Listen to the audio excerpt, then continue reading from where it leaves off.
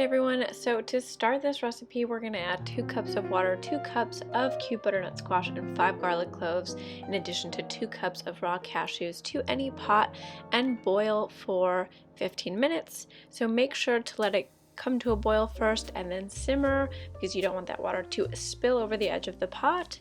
And once everything is completely cooked, that means that you can put a fork through the butternut squash very easily. We're going to add it all to a blender in addition to the ingredients I've listed here: 2 cups of unsweetened soy milk, a cup of water, 1 chili and adobo, 2 teaspoons of rice vinegar, a teaspoon of white pepper, salt and black pepper to taste, 1 tablespoon of white miso paste, and a 1/4 cup of nutritional yeast. This will be the base of our sauce for this veggie mac and cheese with hot breadcrumbs. So the sauce is pretty much essential, it's delicious, and as you get going, be sure to taste your sauce as you go in case you feel like it needs anything else.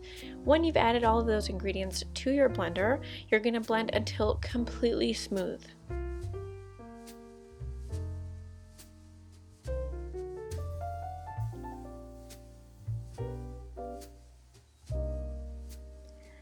I definitely felt like this sauce needed a little kick, and instead of adding salt, because there is sodium naturally present within the miso paste, I chose to add lemon juice. Lemon juice is one of those things that you can add to any sauce instead of adding salt to it to enhance the flavors that it already has. So I added the juice of 2 lemons, and like I stated previously, make sure to try it as you go to make sure that you enjoy the taste of your cheesy vegan sauce. Make sure it's completely smooth. And I stored this sauce in the meantime in a very large mason jar, and you can obviously store it in the refrigerator if you want to make this recipe 2 days, within 2 days or 1 day in advance. Now for the hot breadcrumbs, you can use panko breadcrumbs, but I had some sourdough laying around that I wanted to use. So I took 4 pieces of sourdough bread, and then I lathered homemade hot sauce onto each side of the bread, making sure that it was completely covered. And then I added the sourdough slices with the hot sauce to a pan with some olive oil. Of course, make sure to grease your pan if you choose to do this at home, so it doesn't stick. And then I baked it for about, let's say, 45 minutes at 350 degrees Fahrenheit, turning halfway until it was as dry as a desert. And I'm not kidding here, because breadcrumbs, if there's any moisture in that bread, they will not turn out as breadcrumbs. So I could have honestly gone a little bit further, 45 minutes or maybe to an hour, trying to really take out all of the water. You can also dehydrate it, but baking is definitely easier. Coarsely chop your bread in order to make some rough croutons, but because we're going to be making these into breadcrumbs, we're going to pulse them in a food processor or a blender until the desired texture of your choice.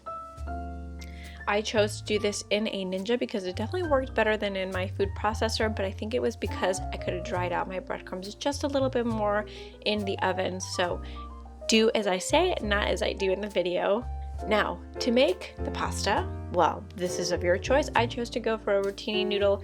Cook this according to the directions, pretty simple. And I added some veggies to this mac and cheese to add some fiber and some nutrients. So I added some broccoli, some peas, and some carrots. I chose some frozen and some fresh. Whatever you have lying around is always good.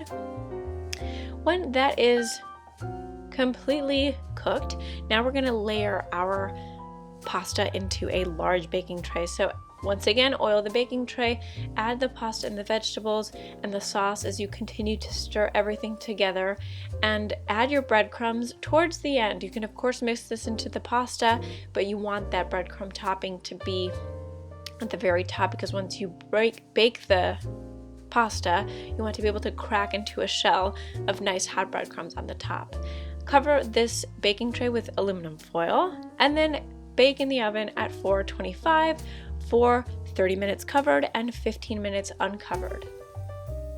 Those 15 minutes are to get that nice crisp topping on your pasta. And there you have it.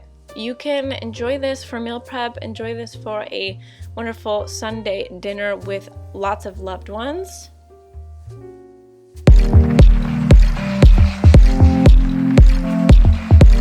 Or enjoy it just by yourself. It's perfect for any meal during the week.